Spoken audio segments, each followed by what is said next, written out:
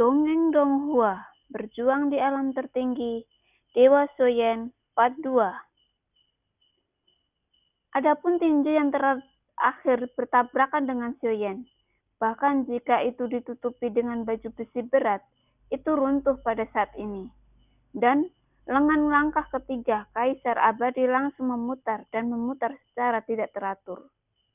Baru pada saat inilah dia menyadari bahwa Soyen yang sepertinya tidak bernafas adalah yang terkuat dari keduanya. Adapun pria di sisi yang pedang panjangnya dihancurkan oleh Soyen, dia awalnya ingin membuat plat pada saat keduanya bertarung. Tetapi ketika dia melihat pukulan mengerikan di antara keduanya, hatinya menjadi semakin gelisah. Sekarang dia bahkan tidak memiliki keberanian untuk mengambil tindakan.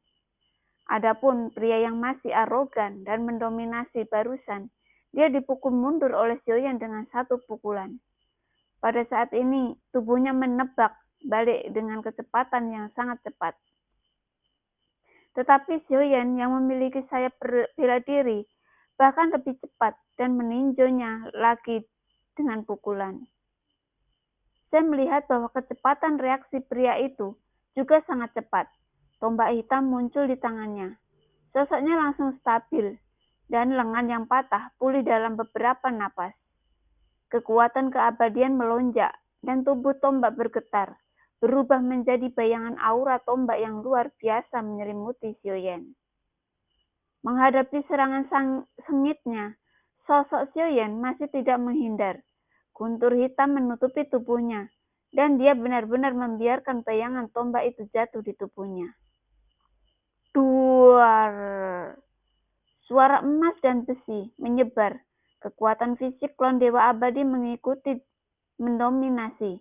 Percikan memercik kemana-mana. Hanya pakaiannya yang compang-camping, tetapi tubuhnya tidak terluka sedikit pun. Duar! Soyen mengeluarkan pukulan, menembus bayang-bayang tombak Ki, dan darah yang kuat terbungkus kekuatan fisik yang tertandingi. Dan pukulan lain menghantam pada dada pria itu. Pria itu dikejutkan oleh keganasan Soyen. Dia mencabut tombaknya dan memblokirnya di depan dadanya. Cahaya redup berkedip di dadanya, dan dia sepertinya mengenakan baju besi bagian dalam yang kuat. Tuar! Tinju Soyen menghantam tombak hitamnya. Tombak hitam ini juga berkualitas baik dan mengandung emas yang bergetar. Tetapi meskipun demikian, itu ditekan hingga batas tertentu oleh tinju Soyen. Sebuah cahaya dingin melintas di mata Soyen, dan kilat kekosongan melintas di tubuhnya. Setiap pukulan tampak sangat biasa, tetapi setiap pukulan tampak begitu fatal. Di bawah tinju Soyen, tombak hitam akhirnya mencapai batas dan runtuh. Kekuatan tinju Soyen dihancurkan ke dadanya. Pada pria itu cekung. Tubuh ratusan kaki untuk mundur menstabilkan tubuhnya. Meskipun luka-luka ini pulih dengan sangat cepat, matanya penuh keheranan. Dia tidak pernah menyangka bahwa Soyen yang paling tidak mencolok dan paling mudah ditangani tanpa fluktuasi kekuatan abadi benar-benar memiliki kekuatan yang mengerikan. Dia juga bereaksi pada saat ini. Tidak ada fluktuasi origin Ki, tetapi dia memiliki kekuatan yang sangat kuat, sehingga hanya tubuh abadi yang dapat melakukannya. Pada saat ini, itu diketahui. Itu jelas sudah terlambat. Kakak ini, tolong dengarkan aku. Kamu dan aku akan membunuh orang itu. Aku punya cara agar kita bisa memasuki lantai berikutnya dengan lancar. Ada celah di antara kita. Menurut apa yang kamu katakan, hanya satu dari kita bertiga yang bisa masuk ke lantai berikutnya setelah menang. Jadi tidak mungkin ada yang menang atau kalah. Soyen berkata perlahan. Ada 2 tempat di lantai ini. Kita hanya perlu membunuh salah satu dari kita bertiga. Pria itu buru-buru berkata. Pria lain di langkah kedua, wajah Kaisar Abadi suram pada saat ini. Dan tombak itu tiba-tiba berbalik ke dia. Benarkah? Soyen ragu. Jangan khawatir, Xiaoyan. Apa yang aku katakan itu benar. Aku tidak pernah berbohong. Jika Xiaoyan percaya padaku, aku juga tahu banyak informasi tentang menara pembantaian, dan aku bersedia membagikannya. Pria itu melanjutkan. Xiaoyan sedikit mengernyit ketika mendengar kata-kata itu, dan mencubit dagunya. Menatap pria yang memegang pedang itu, tidak bergerak. Jika Xiaoyan dan keduanya ingin bergabung untuk menghadapinya, maka dia hanya bisa menerima nasibnya saat ini. Omong kosong. Hanya satu dari kita bertiga yang harus bisa naik ke tingkat berikutnya. Tapi aku bukan lawan kalian berdua. Tetapi jika kamu benar-benar ingin mempercayainya, kamu pasti akan dihitung olehnya. Dia, pria yang menggunakan pedang secara alami, tidak mau. Dengan cara ini, dia menjadi umpan meriam. Meskipun dia tidak tahu aturan tempat ini, dia masih membuka mulutnya untuk berdebat. Ketika saya mendengar ini, dia juga mengangguk ringan. Apa yang dia katakan juga masuk akal. Wajah pria di ujung itu tenggelam, dan saat berikutnya, telapak kakinya terbanting ke depan, berubah menjadi pelangi panjang lurus dan menyapu ke arah pria dengan pedang. Daripada berbicara omong kosong, lebih baik membunuhnya secara langsung. Xiaoyan tiba-tiba menjadi pengingat. Pertempuran antara keduanya juga akan segera terjadi. Dan pria yang menggunakan pedang itu tidak terlihat lemah sedikit pun. Meskipun itu adalah langkah kedua, tekad yang dia tujukan sangat jelas. Dan dia tidak akan pernah bisa menyelesaikannya dengan mudah. Bahkan jika Anda tidak bisa mengalahkannya, Anda harus menggigit sepotong daging Anda sebelum Anda mati. Tapi langkah ketiga adalah langkah ketiga, dan itu masih sedikit lebih kuat. Setelah hanya berjuang untuk setengah kolom dupa, pria yang menggunakan pedang di langkah kedua berada pada posisi yang kurang menguntungkan. Tubuhnya ditutupi dengan bekas luka, dan serangan sengit meraung ke arahnya. Tetapi ada juga ratusan pedang yang tergantung di atas kepalanya, dan pria di langkah ketiga ditutupi dengan luka-luka. Saat ini, keduanya tidak memiliki reservasi. Yang satu ingin melakukan serangan balik, dan yang lain ingin segera membunuhnya, dan kemudian meyakinkan Xiaoyan. Keduanya memiliki hantu di hati mereka, dan mereka menggunakan cara untuk mengorbankan yang terkuat dalam hidup mereka, Xiaoyan, yang berada di samping juga mengangkat alisnya. Bagaimana mungkin kekuatan dewa ini masih dewa pertempuran? Pertempuran antara yang abadi dan keterampilan bertarung yang ditampilkan lebih dari satu tingkat lebih kuat darinya. Tembakannya adalah keterampilan bertarung dari peringkat keberuntungan. Tetapi sejauh ini, Xiaoyan belum pernah melihat keterampilan bertarung yang lebih kuat dari peringkat keberuntungan di tangan abadi ini. Tetapi meskipun demikian, abadi sudah sangat kuat. Peringkat keberuntungan yang dilemparkan dengan kekuatan keabadian benar-benar tidak ada bandingannya dengan tahap dewa pertempuran. Pria yang menggunakan pedang itu masih kalah, dan sementara tubuhnya menembak ke belakang.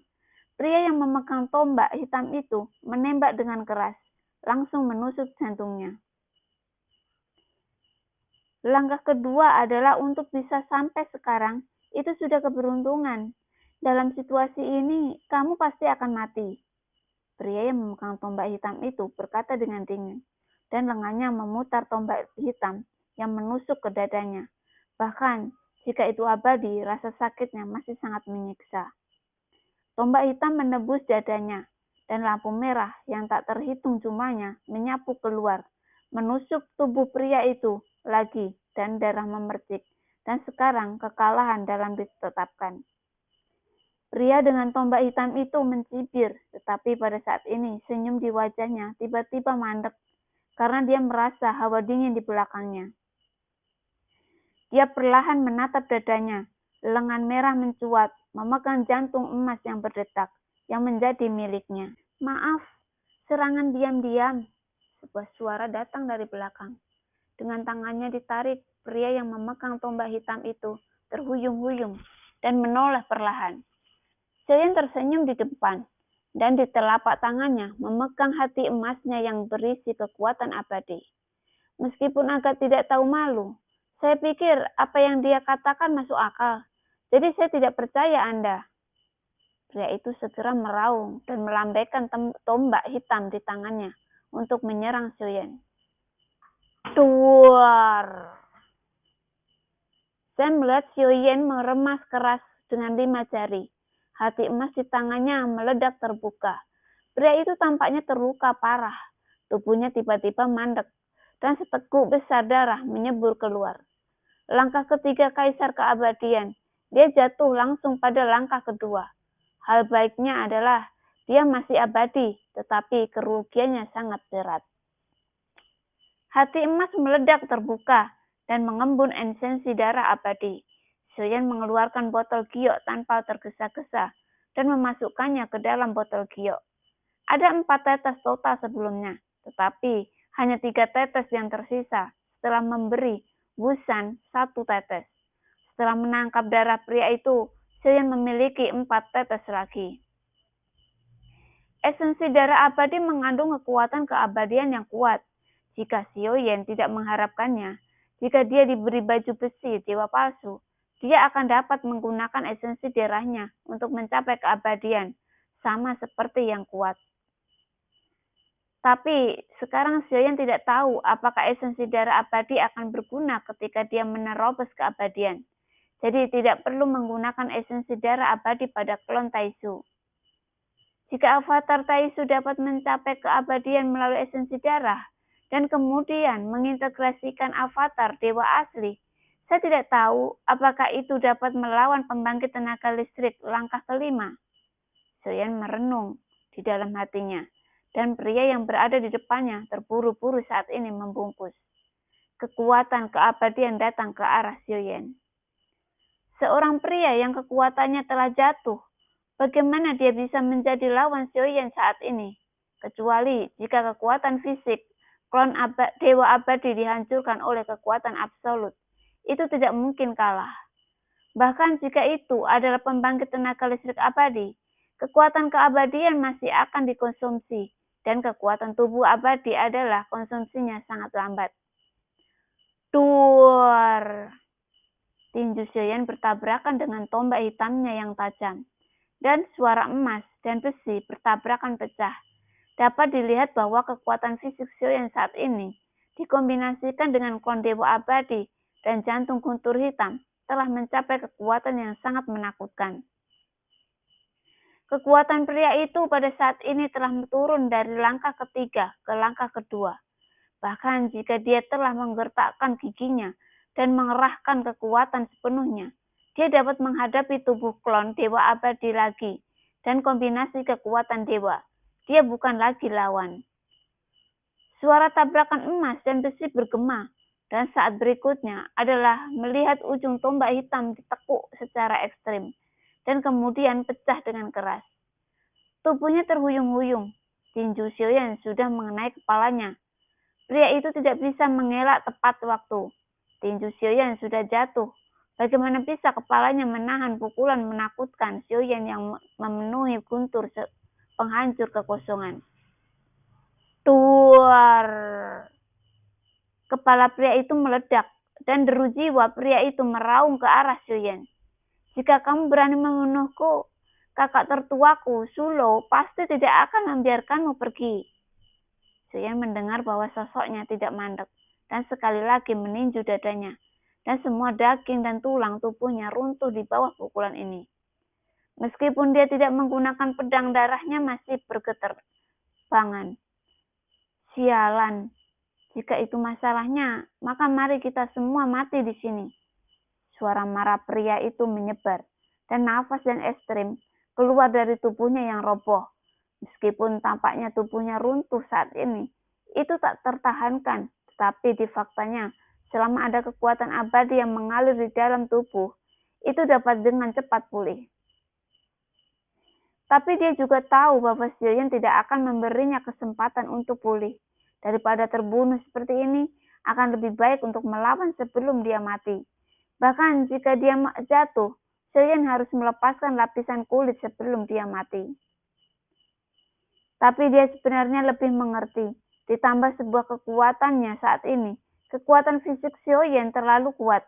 Tidak mungkin menyebabkan kerusakan fatal pada Sioyen. Tapi dia tidak mau menghancurkan diri adalah satu-satunya hal yang bisa dia lakukan sekarang. Telah terjadi. Sebuah aura ekstrim menyebar dari atas tubuhnya. Pria dengan pedang yang sudah berada dalam situasi putus asa karena serangan mendadak Sioyen sedikit mereda. Tapi pada saat ini, pupil matanya tiba-tiba menyusut dan tubuhnya melesat ke belakang, tingkat yang cepat. Kekuatan penghancuran diri pembangkit tenaga listrik langkah kedua tidak boleh diremehkan. Apakah kamu ingin menghancurkan diri sendiri? Aku khawatir itu tidak akan melakukan apa yang kamu inginkan. Sioyen berkata dengan lembut. Pada saat ini, cahaya di matanya bergantian dan nyala api seperti hari tiba-tiba menyala, kabut abu-abu. Pada saat ini, pria itu kehilangan kendali atas jiwanya sendiri. Tetapi kesadarannya tetap pada saat ini selamanya.